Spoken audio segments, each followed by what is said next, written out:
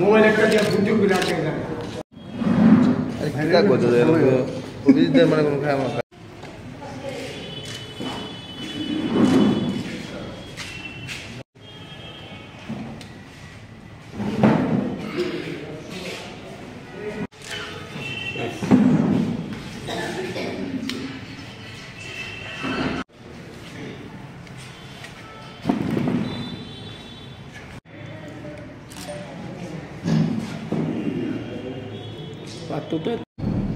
নমস্কার সবাইকে, ত্রিপুরা প্রদেশ যুব কংগ্রেসের পক্ষ থেকে সবাইকে স্বাগত জানাই। আজকে আমাদের এই মূল প্রোগ্রামটা হলো রোজগার দো ন্যায় দো ক্যাম্পেইন লঞ্চ। আজকের এই প্রোগ্রাম দিল্লি থেকে এই প্রোগ্রামের জন্য আমাদের ত্রিপুরা রাজ্যের ইনচার্জ করা হয়েছে ডক্টর পার্থ প্রতিম দত্তকে। আজকে মূলত ডক্টর পার্থ প্রতিম দত্তের নেতৃত্বে আজকে এই আমাদের রোজগার দো ন্যায় দো ক্যাম্পেইন লঞ্চ হয়েছে।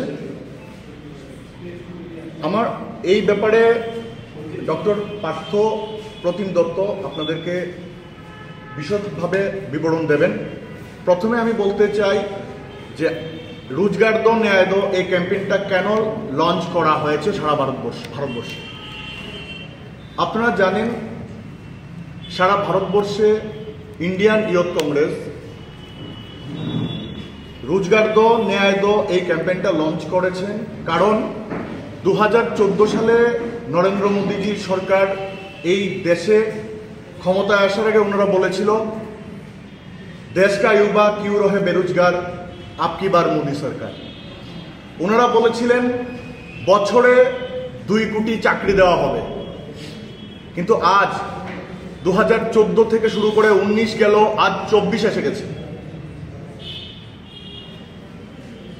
এই 10 বছরে চাকরি হয়েছে মাত্র 8 লাখ।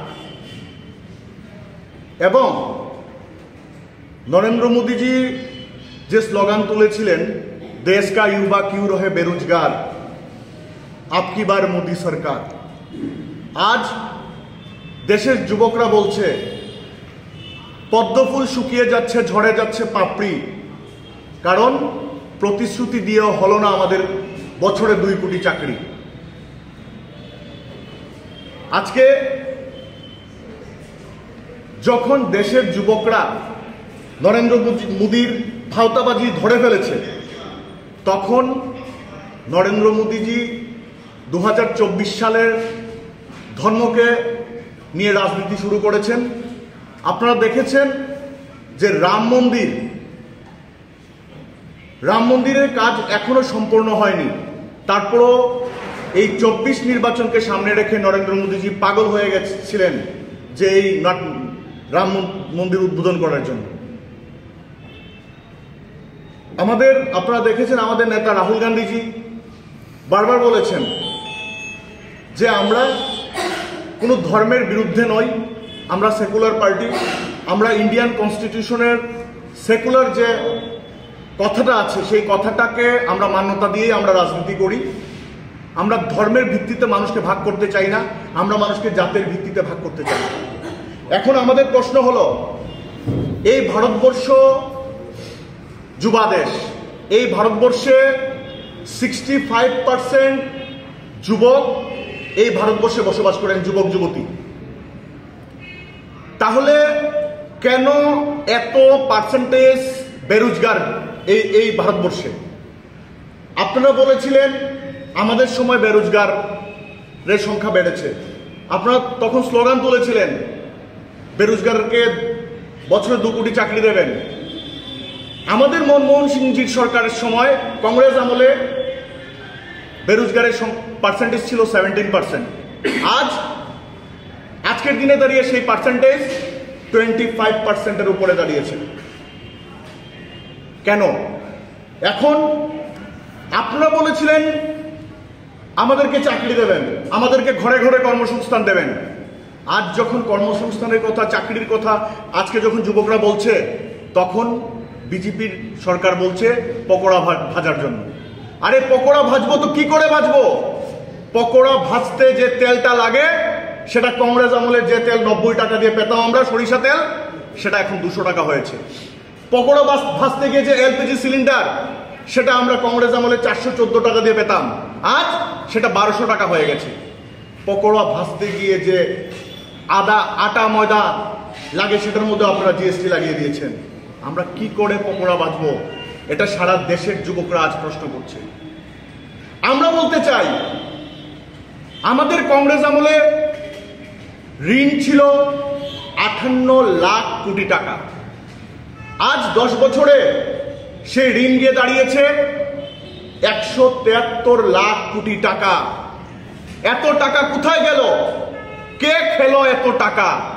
এই টাকা দিয়ে কেন যুবকদের বেরোজগারি কম করা হলো না?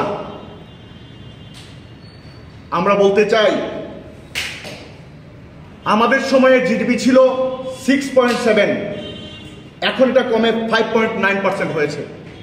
আমাদের সময় এডুকেশন পারপাসে খরচা হতো 4.6%, এখন এটা কমে 2.9% হয়েছে। আমাদের সময় পেট্রোল ছিল 71 টাকা, এখন সেটা 100 উপর হয়েছে। আমাদের সময় ডিজেল ছিল 57 টাকা, এখন এটা 90 টাকার উপরে হয়েছে। আমাদের সময় এলপিজি ছিল 114 টাকা, এখন সেটা 1200 টাকা হয়েছে। তাহলে মোদী সরকার যে মেহেঙ্গাইয়ের কথা, বহুত হওয়া মেহেঙ্গাই কি বার আপকি বার মোদী সরকার, এই স্লোগান দিয়ে যেভাবে মানুষকে বোকা বানিয়েছিল, আজ জিনিসপত্রের লাগামহীন দ্রব্যমূল্য বৃদ্ধি হচ্ছে। কেন সেই দ্রব্যমূল্য বৃদ্ধিতে লাগাম করতে পারছেন না নরেন্দ্র মোদী সরকার? মোদী, বিজয় মালিয়া, মেহুল চোকসি বিদেশ পাড়ি দিয়েছেন। কেন নরেন্দ্র মোদী তাদেরকে ভারতে এনে গ্রেফতার করে তাদের বিরুদ্ধে আইনানুগ ব্যবস্থা নিতে পারছেন না? কেন আমাদের টাকা ফিরিয়ে আনতে পারছেন না? আজকে এই টাকা যদি ফিরিয়ে আনা হতো, তাহলে এই দেশে বেরোজগারের সংখ্যা কত কমতো? আমরা প্রশ্ন করতে চাই, নরেন্দ্র মোদী বলেছিলেন কালো ধন আনবেন। কালো ধনের নামে যে ডিমনিটাইজেশন করেছেন, সেই ডিমনিটাইজেশনের ফলে আজ অর্থব্যবস্থা ভারতবর্ষের আজ তলানিতে ঠেকেছে। আজ বেকাররা কর্মহীন হয়ে পড়ছে। আজ কৃষকদের সাথে সাথে বেকাররাও আজ আত্মহত্যা করছে। আমরা প্রশ্ন করতে চাই, আমাদের ন্যায় চাই, আমরা ন্যায় চাই। তাই আমরা আজকে এই রোজগার দো ন্যায় দো লঞ্চ করেছি এবং আমরা ন্যায়ের জন্য, যুবকদের ন্যায় দেওয়ার জন্য আমরা এই লড়াই চালিয়ে যাচ্ছি। এবং 2024 সালে আমাদের মূল এজেন্ডা হলো ন্যায় দো, যুবকদের রোজগার দো। এই ন্যায় দেওয়ার জন্য এবং যুবকদের রোজগার দেওয়ার জন্য যে অ্যাপ লঞ্চ করা হয়েছে, আমরা এই রাজ্যের মানুষের কাছে বিনম্রভাবে আবেদন করে বলতে চাই, আমাদের এখানে একটা নাম্বার আছে, সেটার মধ্যে আপনারা মিস কল দেবেন এবং এটা আমাদের ইনচার্জ ডক্টর পার্থ প্রতিম দত্ত আপনাদেরকে বিবরণ দেবেন। আমাদের অনুরোধ থাকবে, এই নির্বাচন ধর্মের নামে নয়, এই নির্বাচন যুবকদের রোজগার দেওয়ার জন্য নির্বাচন হোক। এই নির্বাচন জাতের জন্য নয়, এই নির্বাচন গরিবের ভাতের জন্য হোক। এই নির্বাচন কবরস্থানের জন্য নয়, এই নির্বাচন মানুষের বাসস্থানের জন্য হোক। আমি আমাদের ইনচার্জ ডক্টর পার্থ প্রতিম দত্তকে বলবো এই ব্যাপারে বিশদভাবে নিরূপণ করতে।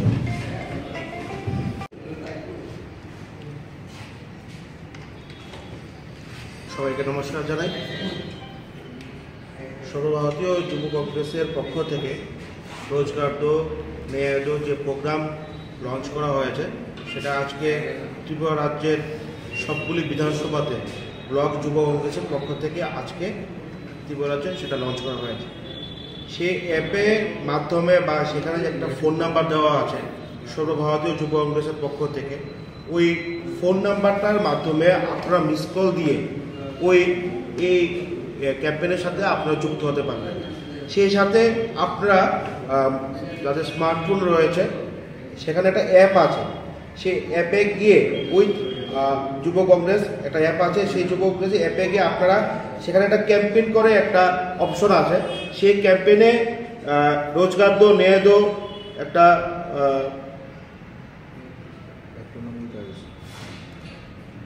রোজগার দো ন্যায় দো একটা অ্যাপ আছে, সেই অ্যাপে গিয়ে আপনারা নিজেদের নাম, বুথ নাম্বার, অ্যাসেম্বলি নেম সহ আপনারা কি জব চাইছেন সেটা সেখানে রেজিস্টার করতে পারেন।